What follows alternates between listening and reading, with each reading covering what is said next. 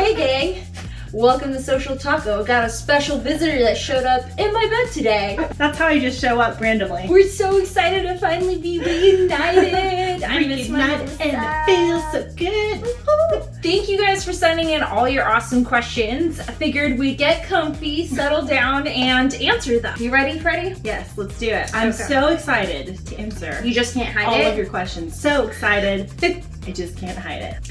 Carrie C says, hello ladies, I'll throw out a question. Which platform do you think is the best to drive e-commerce sales? Target women age 30 plus, category jewelry, and other small accessories. Thanks. I think that definitely depends on your budget, like always. I think Instagram and Facebook are really great platforms for that, especially since Instagram is so visual and has the shoppable feature. I would recommend obviously starting out the way that we did with a game plan, like, you know, figuring out your tone of voice, the colors that you want for your brand, which channels make sense for your brand to be on. As far as direct e-commerce sales, I feel like all the brands are trying to make that possibility happen, with Instagram letting you click right off the images to go shop there, and Facebook obviously owning the ad buys and hyper targeting and stuff. So the shoppable feature on Instagram is a really great feature. It also is really helpful because there's studies that show something like 70% of millennials have actually bought something on Instagram. So that should be right there in that 30 plus sweet spot for you. yeah, what about Pinterest? Because Pinterest you can shop off there as well. I know I've started to use that as well. Chelsea H asks, what is the fastest growing social media platform in 2020? And would you rather have 100,000 Facebook followers or 100,000 Twitter followers? Ooh, I like that. I would definitely rather have Facebook followers, only because Twitter is a trash hole.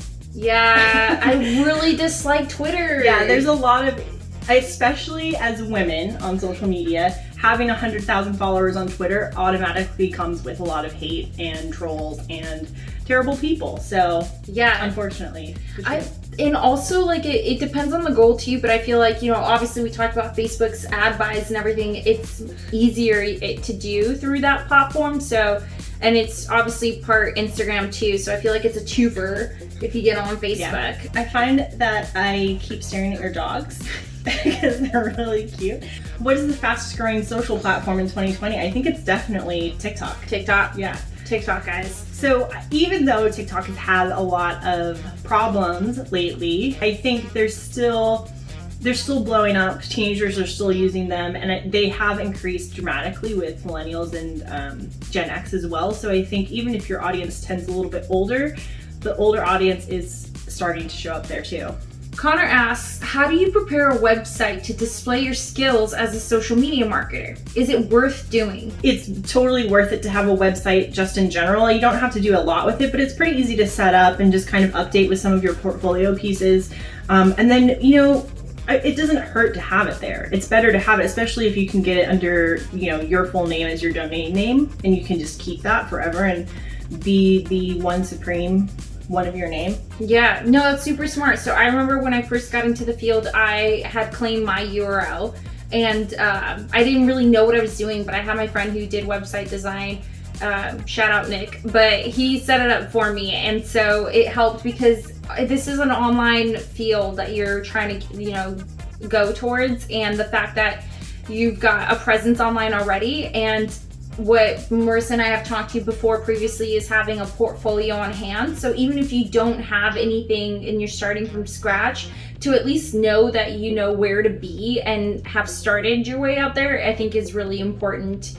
Kara G asks, if you could pick any superhero trait to have, what would it be and why? That's really hard. Actually, I know that answer, but mine's a sassy answer. What's yours? Mine's invisibility. And why? Because I'm a creeper. I would prank every single one of you, and then I would like rob banks. I would get into like concerts. Superhero. Oh. You're supposed to be a goodie. I mean, I would stop the robbers. I would be invisible so I commit a lot of crimes, like a superhero. Well, shit. Clearly, we know I'm not meant to be a superhero. I failed. So mine's not super exciting. But I feel like this, it makes me sound like I'm, anyways, the power I would have, if I could have one, would be the ability to heal. Oh. For sure. Oh. So like you can freeze from here like and be like, this is where Sarah realizes that she's a worse human being than Marissa. Delaney, how do you guys stay up to date on social trends? We've touched on this. Yeah, so I think you actually wrote a blog about this. We did, yeah. So we'll put that down in the description so you can check it out. But in short. Yeah, so, man, I have so many different ways, but I guess I'll start with joining all the LinkedIn groups that are in your department career path. So I'm part of 49 different social media / digital marketing groups out on LinkedIn. Yeah, I think having a network in general, whether it's on LinkedIn or whether it's in person, obviously we're in each other's network, but like just having knowing other people who work in the field, or whether it's on Twitter or LinkedIn or Facebook, you can find those groups everywhere, and people are going to talk about the important updates that come along. Mike asks, has filming from separate locations presented any difficulties in running Social Hako? This is the joke we kept making at the beginning of Corona at my office, is that we're digital, so we're already online. It's pretty easy for us to make that shift, and I think it's true for Social Taco too. Yeah, I think if anything, it makes us appreciate the moments. Oh, jeez, it makes us appreciate when we're actually together in the same room. Yeah. Darlene, what are some marketing mistakes that you think a lot of companies or platforms make? I think a lot of companies, this is very specific to us, but I think a lot of companies treat social media as a do-all, as like it can fix everything.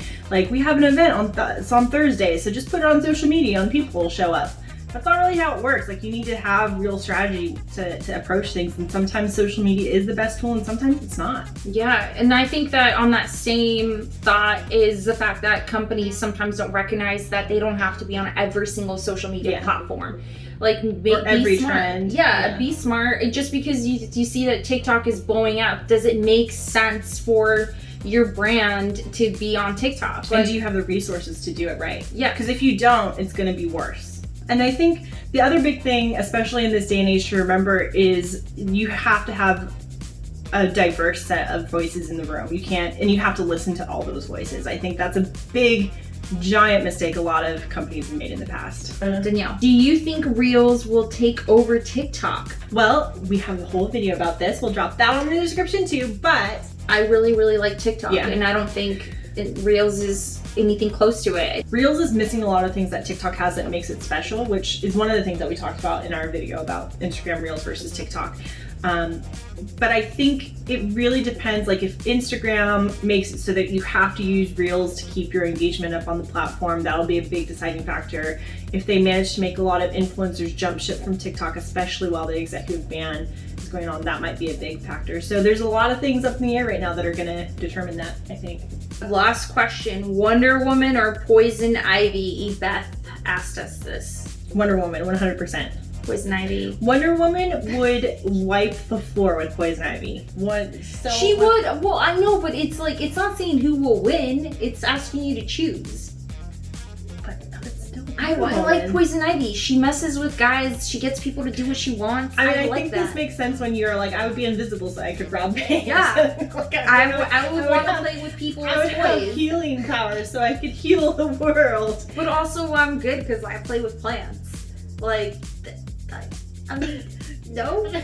You mean like because you're like, you want to save the planet? I just think she's really hot. Yeah. I'm sorry. I mean, That's I what love it comes Poison down Ivy to too. for me. I think she's very sexy. But